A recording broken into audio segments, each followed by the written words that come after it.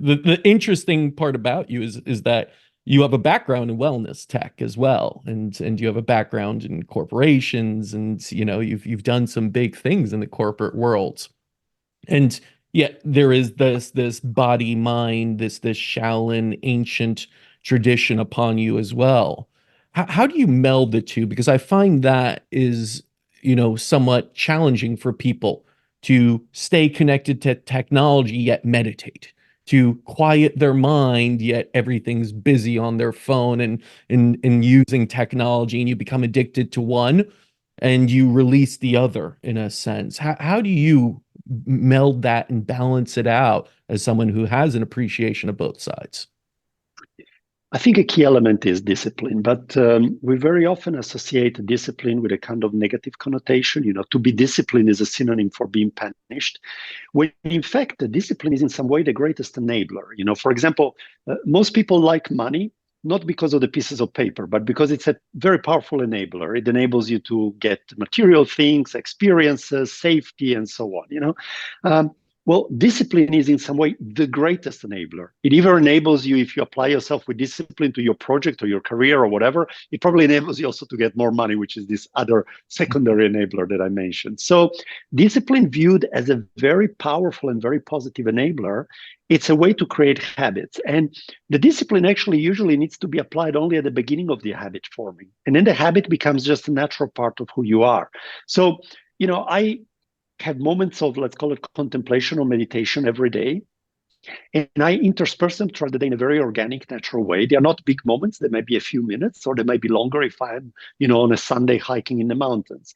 But I intersperse them in a very natural, organic way. So I'm not actually setting time out for meditation. It just happens naturally when I'm sitting on a taxi or I'm on a flight or I have 5 minutes between two Zoom calls or whatever else. The same with training.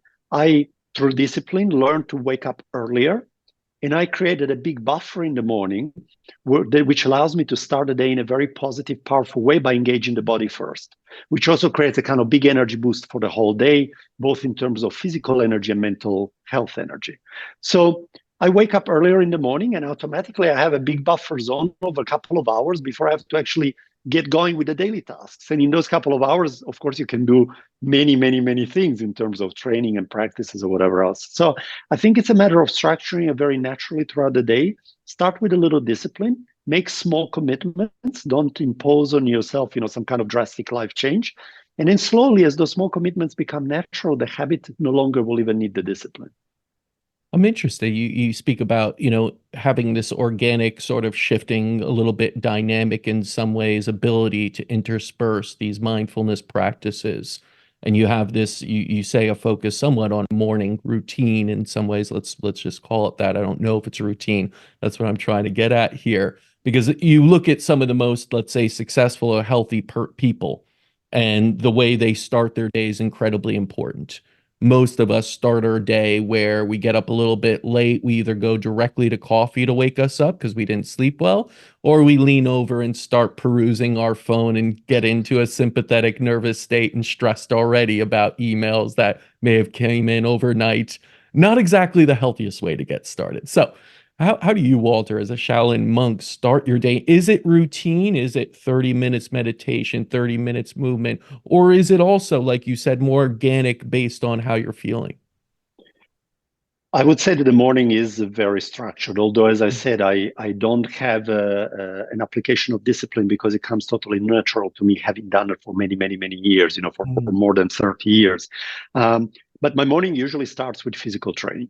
So I mhm. will get up, have a very light breakfast, just a kind of very light food that will digest very quickly, do a little meditation before the breakfast, just to kind of clear my mind and prepare for the day ahead. But we're talking about 5, 10 minutes, not a very intensive practice. And then I train. I go running if I can, if the weather allows it. I run outdoors in the mountains or wherever I am. I do weightlifting, I do martial arts. So altogether is like an hour and a half to 2 hours of training. But clearly, I wake up early enough to be able to do all of this and then have a shower and a healthy breakfast and then begin the work day as it should begin.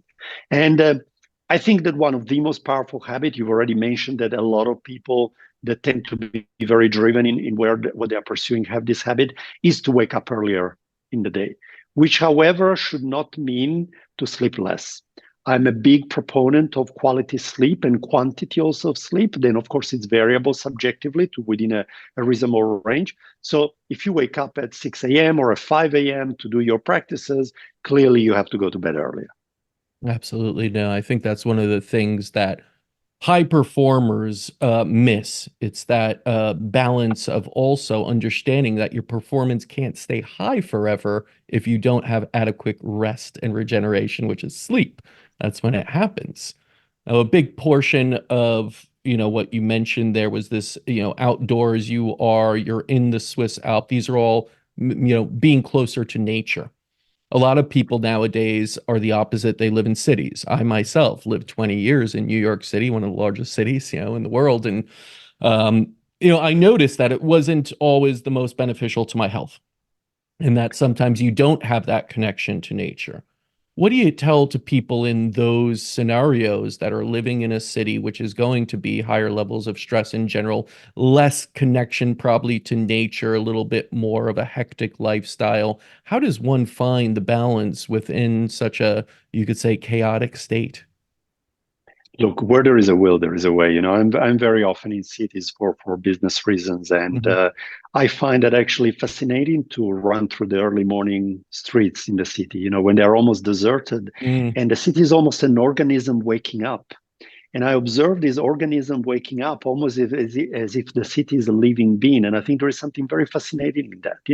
We are a part of nature, but we are also nature. We are not detached from nature. We don't go to nature. We are nature. So in some way, millions of humans waking up together and, starting their processes and so on, that's also a natural process. That's also a natural ecosystem. So I think that sometimes we think too much of the utopia, the perfect mountain with the forest, with the spring, and there I would meditate, but in the city I don't, yeah.